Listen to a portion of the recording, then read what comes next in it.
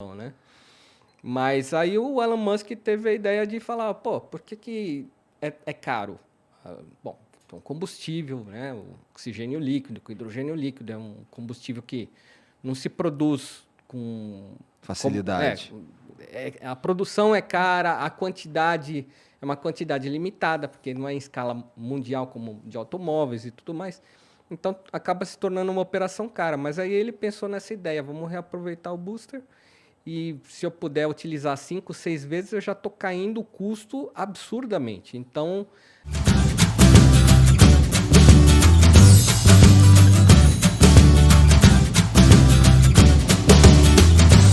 E tudo mais. o Elon Musk é o cara que entrou para criar uma disrupção nesse mercado fantástica, porque os custos eram astronômicos, né, para se levar qualquer coisa ao espaço.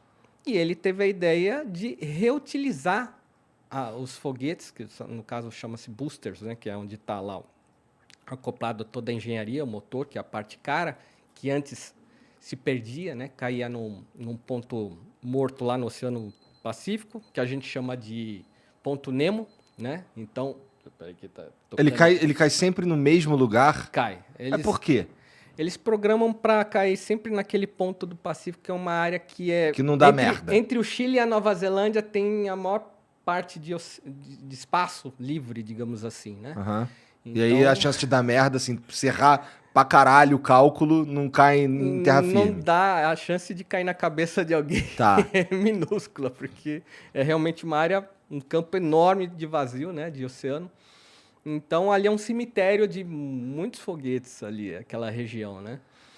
Mas aí o Elon Musk teve a ideia de falar, pô, por que é caro?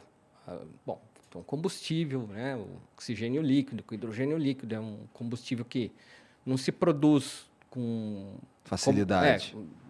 a produção é cara, a quantidade é uma quantidade limitada, porque não é em escala mundial como de automóveis e tudo mais. Então acaba se tornando uma operação cara. Mas aí ele pensou nessa ideia, vamos reaproveitar o booster e se eu puder utilizar 5, 6 vezes, eu já estou caindo o custo absurdamente. Então, um assento que para a gente entrar numa escala, Tá. né? O ônibus espacial americano ele custava $1 bilhão a decolagem. Pra decolar. Pra decolar. Uma Challenger, uma Columbia, Caralho. né? Era aquele grandão, inclusive o Ciência Sem Fim usa Aham. na entrada do programa, o desenho dele.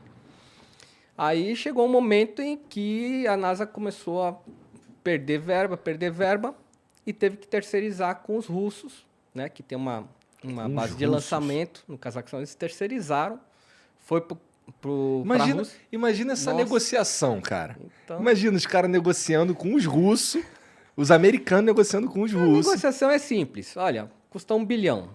Vocês fazem o mesmo por 100 milhões?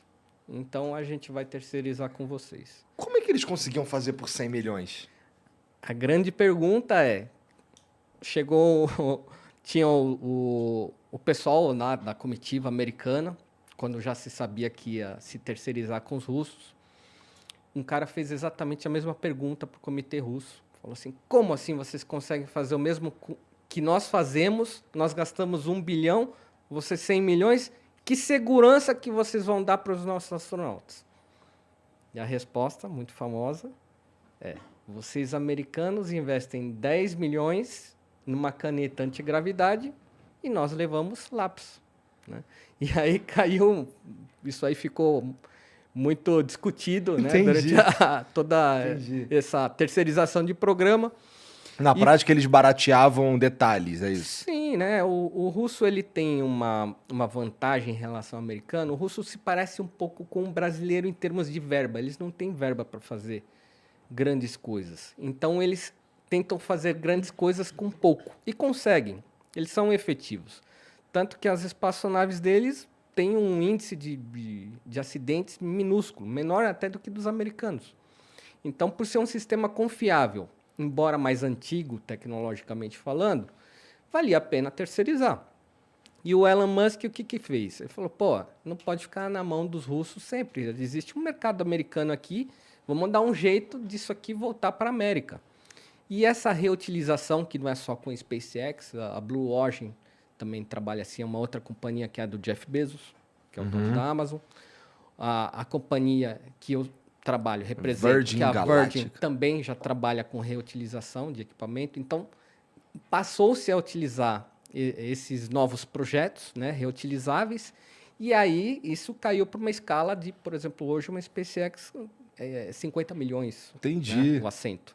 Então, de 100 milhões já caiu para 50 só você. De 1 bilhão caiu para 50 milhões. E a tendência é diminuir cada vez mais ao longo do tempo. Tem espaço para diminuir? Olha, em janeiro foram 10 lançamentos de foguetes, dos quais 7 americanos e 3 chineses, né? Do jeito que estão acontecendo as operações, e veja, mesmo esse podcast depende de uma estrutura espacial, né? A internet também tem vários links com satélites e tudo mais. Então, do jeito que as coisas estão progredindo tecnologicamente, cada vez mais vai existir uma dependência do espaço, né? Então, as pessoas elas não enxergam. Muita gente me pergunta, qual que é o objetivo, afinal, de ir lá para cima? Para que mexer lá com aquele lugar ali? Não deve mexer, a gente não tem que ir para lá. Eu escuto, às vezes, isso, né?